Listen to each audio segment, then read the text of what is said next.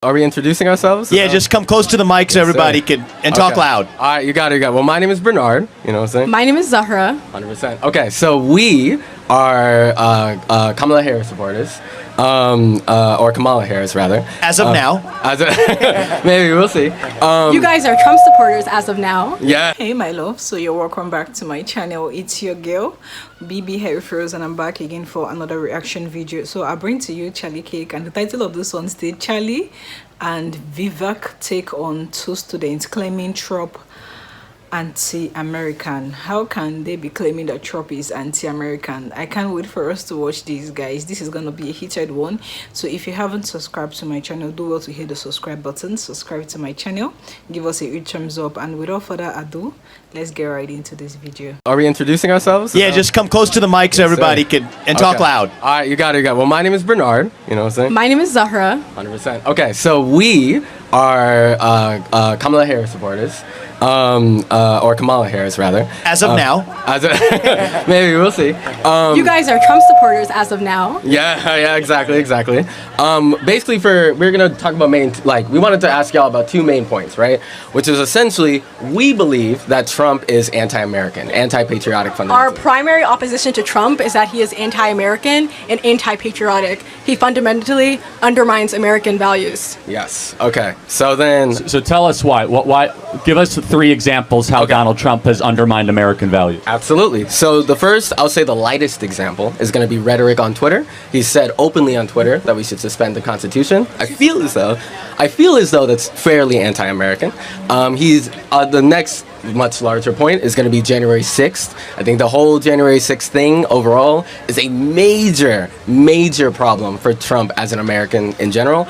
And the last sort of thing is his general sort of demeanor. He treats Americans who disagree with him as people to not really support, as people not to really help out or anything like that. If you're against Trump, it's the highway or the other, I don't remember the phrase, but you know the one I'm talking about. Yeah. You're trying to say my way or the highway. All right. Yeah. And fair enough. I appreciate the respectful manner in which you asked that question. So here's the thing.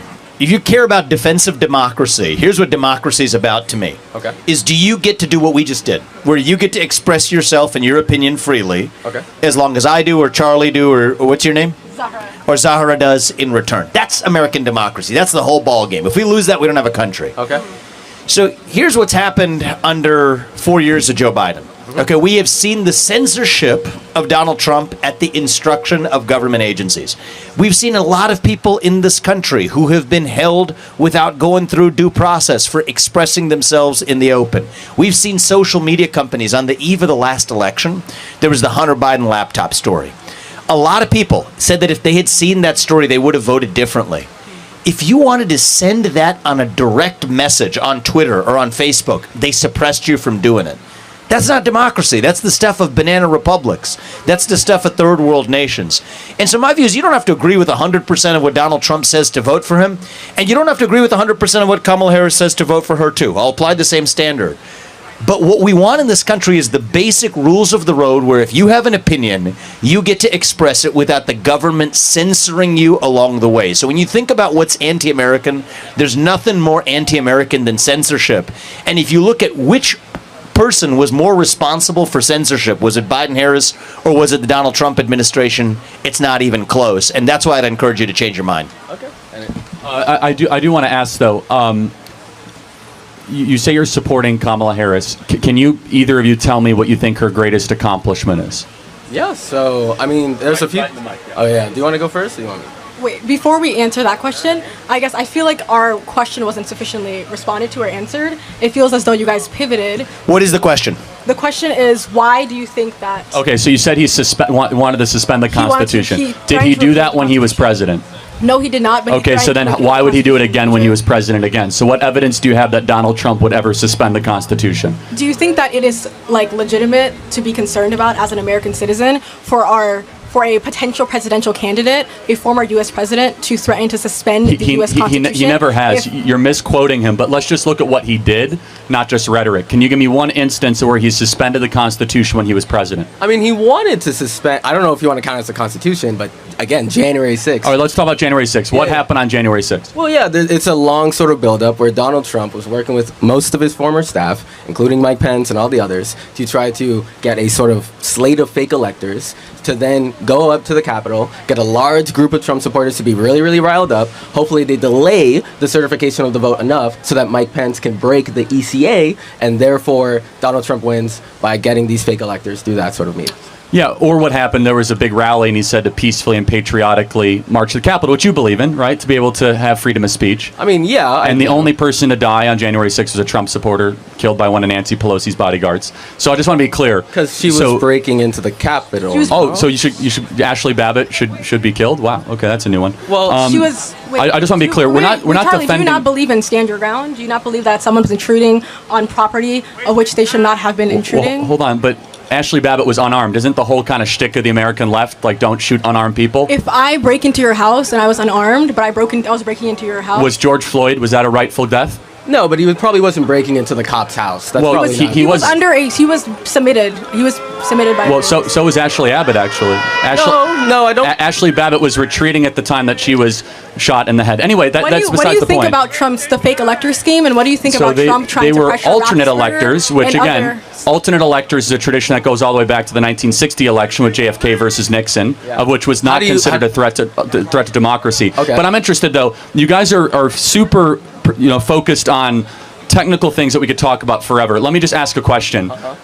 I asked you, what is Kamala Harris's greatest accomplishment? Can you tell me what that would be? Okay, yeah, so just to go through it, just so it doesn't seem like we're dodging, there's a couple different things. She's by far the most active vice president in U.S. history, I'm pretty sure. She's had the most... be mad. Wait, what do you mean active? Like... She's had the most tie-breaking votes in the Senate in U.S. history. I'm pretty sure this is true. Either that or, like, super close. Yeah. We'll be okay, guys. We'll be okay. Let me just rephrase. What, just in your opinion, because I want to get this on the table, what is the single thing that she has done to improve the lives of Americans? I mean, we could talk about her time as the DA. We could talk about her time... as California's Attorney General. Yeah. I guess my question to you is, what are the constitutionally prescribed roles of a vice president that she failed to Okay, yeah, I'm glad you asked. So she was in charge of two things. She was in charge of the Russian-Ukrainian war before it happened, and she was in charge of the border.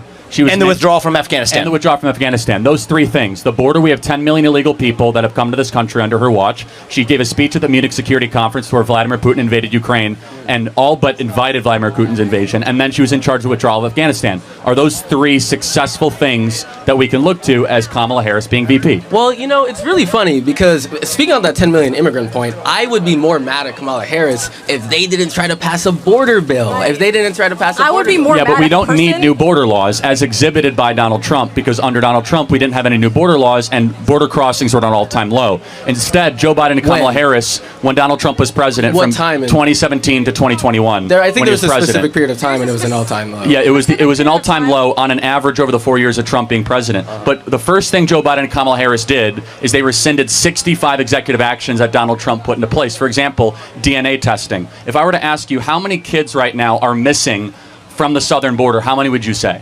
I'm pretty sure y'all say something like 350,000. Yeah, so 320,000 kids are missing, many of whom are being sex trafficked. Do you know why that is? Because Kamala Harris got rid of DNA testing on the southern border, where you no longer have to be swabbed DNA test. It takes 90 seconds to find out if a kid is related to the person that is bringing them across the border. So Kamala Harris has been responsible for the border, which is one of the greatest failings in modern American history.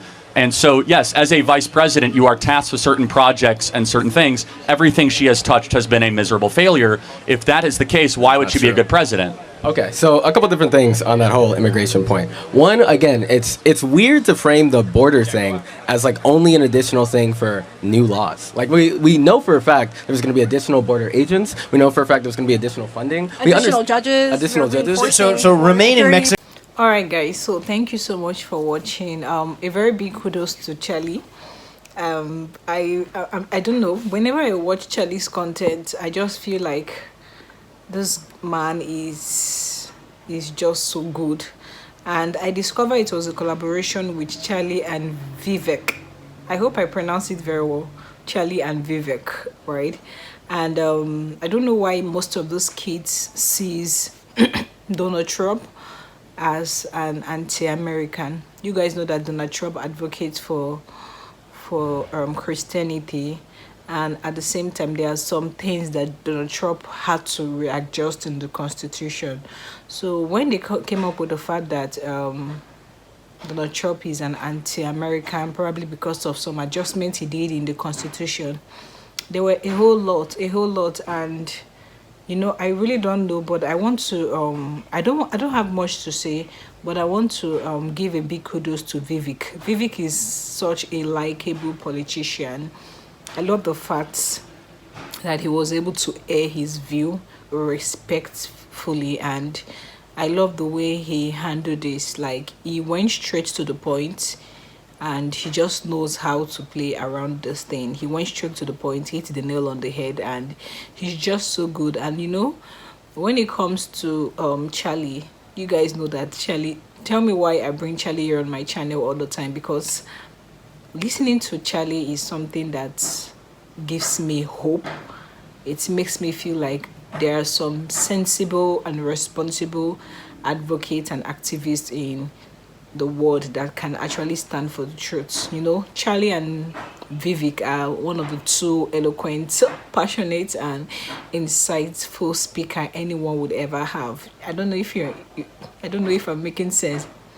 Thank you so much for watching. So it's still your girl BB Herifers Reacts, and you're welcome to my channel.